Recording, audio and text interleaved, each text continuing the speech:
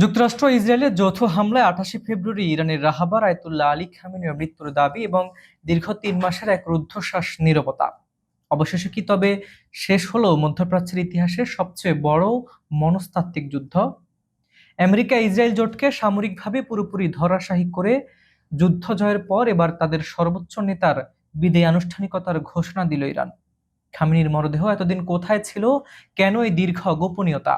আর কেনই বা তেহরান, কওম এবং মাশাদ শহর জুড়ে কোটি কোটি মানুষের উপস্থিতিতে এক নজিরবিহীন মহাপরিকল্পনা সাজাচ্ছে ইরান প্রশাসন? বিশ্ব রাজনীতিকে কাঁপিয়ে দেওয়া এই ঐতিহাসিক ঘটনা এবং খামেনির দাফন নিয়ে তেহরানের গোপন স্ট্র্যাটেজির আদ্যোপান্ত জানতে ভিডিওটি শেষ পর্যন্ত দেখুন। আলী খামেনির জানাজা ও দাফন নিয়ে ইরানের মহাপরিকল্পনা। যুদ্ধ জয়ের পর আনুষ্ঠানিকতার ঘোষণা। তেহরানে হামলার আগে থেকে ইরানের সর্বোচ্চ নেতা আয়াতুল্লাহ আলী খামেনিকে নিয়ে যুক্তরাষ্ট্র ও ইসরায়েলে এক মহাপরিকল্পনা হয়েছিল বলে বিভিন্ন সূত্রে জানা যায়। ডোনাল্ড ট্রাম্প ও বেনিয়ামিন নেতানিয়াহুর নেতৃত্বাধীন যৌথ বাহিনী শুরুতেই তাদের হামলার প্রধান নিশানা বানিয়েছিল খামেনিকে। হামলার পরপরই ডোনাল্ড ট্রাম্প দাবি করেন যে আয়াতুল্লাহ খামেনি নিহত হয়েছেন, তবে ইরান এবং এই মৃত্যুর খবরকে তাৎক্ষণিকভাবে সামনে না এনে কৌশলগত অবস্থান নেয়। তারা শোক প্রকাশের চেয়ে যুক্তরাষ্ট্র ও ইসরায়েলের ওপর পাল্টা হামলা চালানোকে বেশি গুরুত্ব দেয়। ইরানের এই আকস্মিক ও তীব্র পাল্টা আক্রমণে দুই দেশ চরম নাজেহাল হয়ে পড়ে। এক পর্যায়ে পরিস্থিতি এমন দাঁড়ায় যে ইরানের সামরিক শক্তির কাছে একরকম ধরাশায়ী হয়ে ডোনাল্ড ট্রাম্প নিজেই যুদ্ধবিরতির প্রস্তাব দিতে বাধ্য হন। খামেনি নিহত হওয়ার খবর ছড়িয়ে পড়লে বিশ্বের বেশ কিছু দেশ গভীর শোক প্রকাশ করে এবং অনেক স্থানে তার গায়েবানা জানাজা অনুষ্ঠিত হয়। কিন্তু ইরানে খামেনির জানাজা নিয়ে কোনো আনুষ্ঠানিকতা না দেখায় শুরুতে অনেকেই বিভ্রান্ত হন এবং ভাবেন তিনি হয়তো বেঁচে আছেন। অবশেষে হামলার দীর্ঘ 3 মাস পর ইরানের সর্বোচ্চ নেতার জানাজা ও দাফন নিয়ে মুখ খুলেন তেহরান। এতদিন মরদেহ কোথায় রাখা হয়েছিল বা কোন বিষয়টি গোপন রাখা হয়েছিল তা নিয়ে নানা প্রশ্ন উঠলেও ইরানের বিপ্লবী বাহিনীর একটি বার্তা থেকে সব স্পষ্ট হয়। তারা জানিয়েছিল, যুদ্ধে যুক্তরাষ্ট্র ও ইসরায়েলকে পরাজিত করেই তারা তাদের সর্বোচ্চ নেতার বিদায়ী আনুষ্ঠানিকতা সম্পন্ন করবে। অবশেষে সেই কাঙ্ক্ষিত সময় আসায় ইরান আনুষ্ঠানিকভাবে দিন তারিখ ঘোষণা করেছে। সম্প্রতি তেহরান মিউনিসিপ্যালিটির সাংস্কৃতিক ও সামাজিক বিষয়ক উপপ্রধান মোহাম্মদ আমিন ভাবা কলিজাদেহ এক বিবৃতিতে খামেনির জানাজা ও দাফনের বিষয়ে বিস্তারিত পরিকল্পনা প্রকাশ করেছেন। তিনি জানান, আয়াতুল্লাহ খামেনি জানাজা ও দাফন সম্ভবত জিলহজ মাসের শেষ ভাগ এবং মহরমের শুরুর দিকে অনুষ্ঠিত হতে যাচ্ছে। এই মহোৎসব ও রাষ্ট্রীয় দাফন অনুষ্ঠানের সময় মূল দায়িত্ব তাকেই দেওয়া হয়েছে। এই আনুষ্ঠানিক এবং ঐতিহাসিক বিদায় উপলক্ষে 3 দিনব্যাপী পিপলস প্যারেড বা বিশাল শোক মিছিলের আয়োজন করার পরিকল্পনা নেওয়া হয়েছে। তেহরানের এই উপময়ের আরও নিশ্চিত করেছে যে খামেনির জানাজা কেবল এক স্থানে সীমাবদ্ধ থাকবে না। রাজধানী তেহরানের পাশাপাশি ইরানের ধর্মীয় ও ঐতিহাসিকভাবে গুরুত্বপূর্ণ শহর কওম এবং মাশাদেও তার জানাজা অনুষ্ঠিত হবে।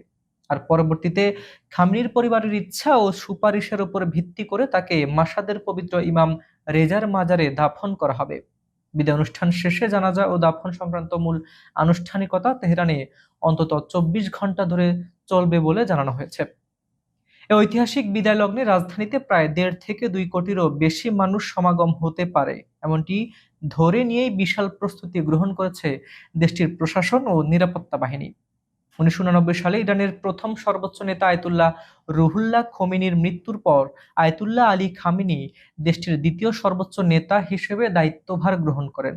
এরপর থেকে দীর্ঘ 36 বছর 6 মাস ধরে তিনি অত্যন্ত সফল ও দৃঢ়তার সাথে ইরানের সর্বোচ্চ নেতার পদে আসীন ছিলেন।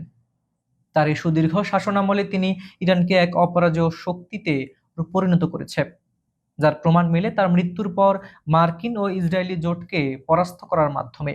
এত দীর্ঘ সময় ক্ষমতায় থাকা একজন প্রভাবশালী বিশ্বনেতার শেষ বিদায়ে স্বাভাবিকভাবেই বিশ্ব রাজনীতি ও মুসলিম বিশ্বে এক বিশাল আলোড়ন তৈরি হয়েছে।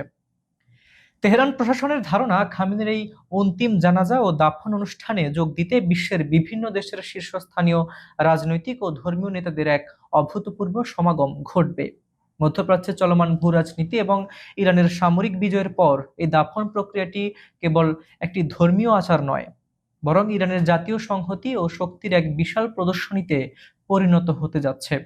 পুরো মুসলিম বিশ্ব এখন তেহরানের এই ঐতিহাসিক ও আবেগঘন বিদায় অনুষ্ঠানের দিকে গভীর মনোযোগ দিয়ে তাকিয়ে আছে। তাহলে কি মার্কিন ইসরায়েল জোটের অহংকার চূর্ণ করে মধ্যপ্রাচ্যের বুকে এক নতুন সাম্রাজ্যের সূর্যোদয় ঘটালো ইরান? আয়াতুল্লাহ আলী খামেনির এই দীর্ঘ 3 মাসের রহস্যময় নীরবতা আর তেহরানের এই নজিরবিহীন সামরিক বিজয় বিশ্বের পরাশক্তিগুলোর জন্য কি এক চূড়ান্ত সতর্কবার্তা? ইতিহাসের সবচেয়ে বড় মনস্তাত্ত্বিক যুদ্ধে জিতে ইরান আজ বিশ্বকে দেখিয়ে দিল নেতা হারালেও তাদের রণকৌশল কতটা নিখুঁত আর ভয়ঙ্কর হতে পারে। কোটি কোটি মানুষের এই মহাসমাবেশ আর মাশহাদের পবিত্র মাটিতে খামেনির শেষ বিদায় কি কেবলই একটি দাফন অনুষ্ঠান, নাকি এটি আমেরিকার পতন আর ইরানের বিশ্বমঞ্চে একচ্ছত্র আধিপত্যের নতুন কোনো মহড়া? এই মহাপরিকল্পনার আড়ালে তেহরান কি ওয়াশিংটন আর তেল আবিবকে আরো বড় কোনো মরণ কামড় দেওয়ার প্রস্তুতি নিচ্ছে? জবাব দেবে সময়। সুপ্রিয় দর্শক, আজকের এই ঐতিহাসিক এবং রোমহর্ষক ভূরাজনৈতিক মোড় নিয়ে আপনার চিন্তা ভাবনা কি? ইরান কি আসলে আমেরিকার অহংকার চিরতরে মাটির সাথে মিশিয়ে দিতে পারলো? কমেন্ট বক্সে আপনার মূল্যবান মতামত জানাতে ভুলবেন না। অনুষ্ঠানটি আপনারা পৃথিবীর কোন প্রান্ত থেকে দেখছেন? Bangladesh, Bharat, Pakistan, America, Europe, Ukraine, Brazil, Argentina, Africa, Saudi Arab, Kuwait নাকি দুবাই? মধ্যপ্রাচ্য সহ বিশ্বের যেখান থেকেই দেখছেন আপনার শহরের নাম কমেন্ট করুন। আমরা আপনার মতামত শুনতে চাই। বিজ্ঞাপন এবং প্রমোশনের জন্য ডেসক্রিপশনে নাম্বারে যোগাযোগ করতে পারেন। আন্তর্জাতিক রাজনীতির এমন ধোঁয়াটে ও হট টপিকের ভেতরের খবর এবং এক্সক্লুসিভ আপডেট শুধু এখানেই পাবেন। তাই বেল আইকনটি চেপে রাখুন যাতে পরবর্তী কোনো ব্রেকিং নিউজ মিস না হয়। আমি হাবিবুর রহমান নিশান আজকের মতো এখানে বিদায় নিচ্ছি। দেখা হচ্ছে পরবর্তী আন্তর্জাতিক নিউজ নিয়ে। ততক্ষণ পর্যন্ত সবাই ভালো থাকুন, সুস্থ থাকুন। আল্লাহ হাফেজ।